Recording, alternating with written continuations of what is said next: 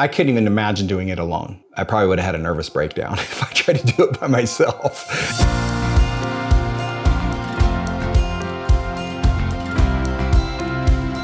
My name is Craig Moody, and I just sold the largest locally owned restoration company in northern Arizona.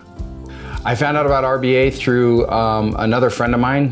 He owned a restoration company, and we were good friends, and we've been friends for like, I don't know, 15, 16, 17 years.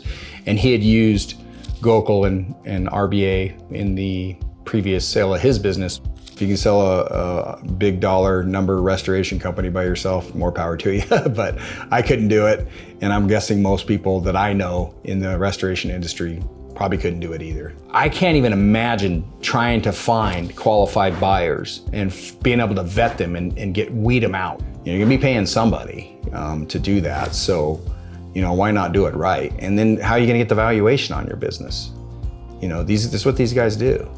They evaluate emergency service restoration companies. They put a number on it based on your location, based on your volume, based on how much you're in the business or not in the business. Can it run by itself? Is it standalone?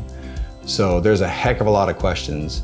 They just knew what was coming, and they knew when to communicate, how to communicate, and how to hold hands. They basically held our hands through the whole thing. And it was tremendous. I highly recommend RBA to anybody who's thinking about selling their restoration company. They are, fair, they're honest, and they are really good at communicating. They got a great team. In all honesty, I've referred Gokul out to a few of my friends, and they're probably a year or two out from selling. And he's like, perfect, here's what we need to get in line.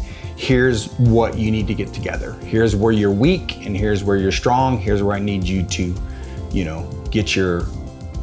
get this up here, and you can bring this down here, and let's get all this done. And yeah, we'll be ready to list it in a few years. So that's pretty cool.